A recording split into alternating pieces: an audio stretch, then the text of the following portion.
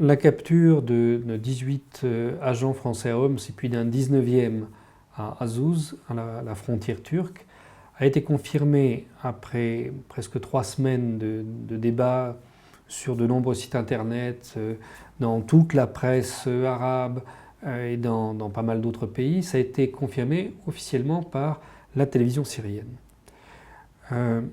C'est une affaire extrêmement grave puisque cela démontre que la France est impliquée dans la guerre secrète contre la Syrie, que c'est bien la France qui est responsable de l'encadrement des groupes armés qui terrorisent le pays, et ce n'est pas du tout une répression politique à laquelle on a assisté.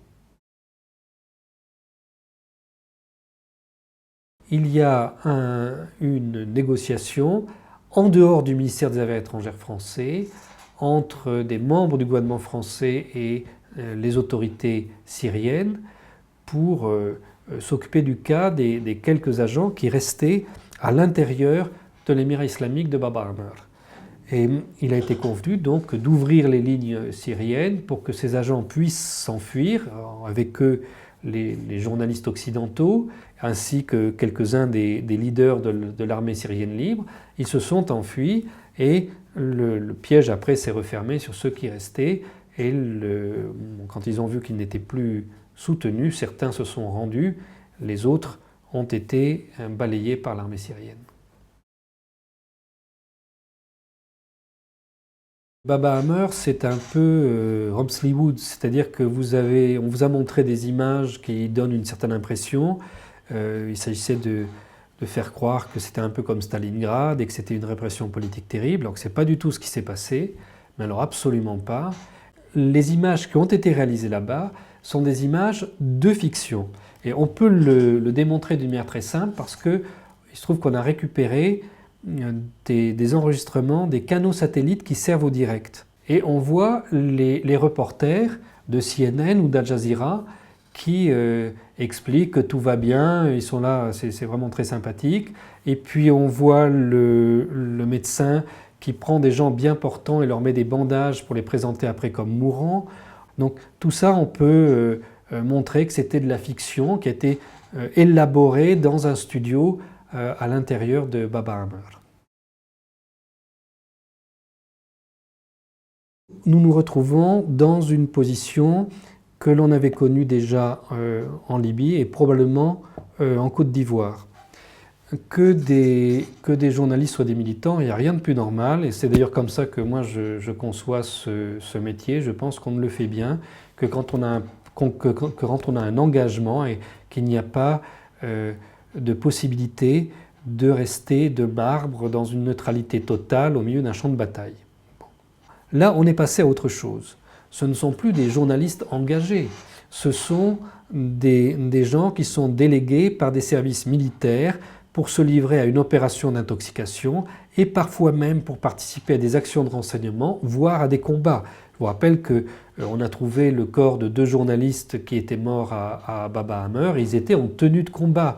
C'est quelque chose qui viole le statut de non-combattant des journalistes et qui porte un très grave préjudice à cette profession, parce que si on ne peut plus distinguer les journalistes non-combattants des agents spéciaux qui rentrent ici et là, eh bien il sera impossible de continuer à faire ce travail.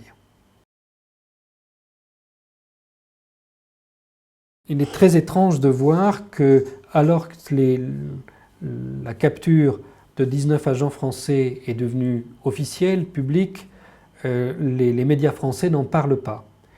Donc, ce n'est pas qu'ils ne soient pas au courant, ce n'est pas qu'ils soient sourds, c'est qu'ils n'ont pas le droit de le faire.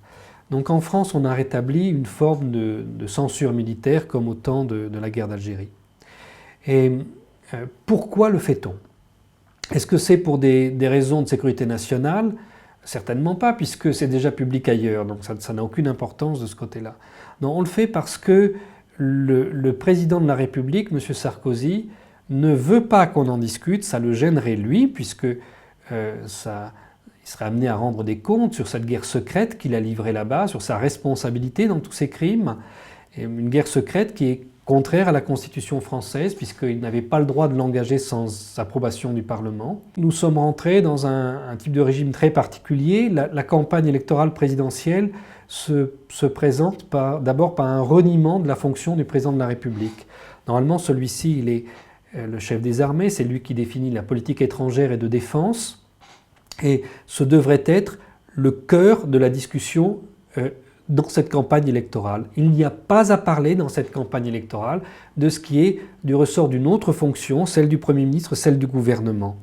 Donc là, au contraire, nous voyons un candidat, paraît-il celui qui a le plus de chances de l'emporter, qui a demandé aux autres candidats, à tous les autres candidats, sauf un, leur a demandé de signer un document commun comme quoi, quel que soit le résultat de l'élection, chacun continuerait cette politique qui est contraire aux intérêts de la France, mais continuerait cette politique vis-à-vis de la Syrie.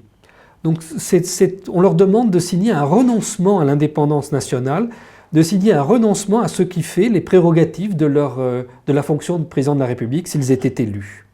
Et à la place, on organise ces débats complètement insipides sur le taux de TVA, le ci, le ça, qui ne sont pas du ressort du président de la République, encore une fois, mais voilà, nous allons élire bientôt un Premier ministre dans une France qui a perdu son indépendance et qui est à la remorque des États-Unis.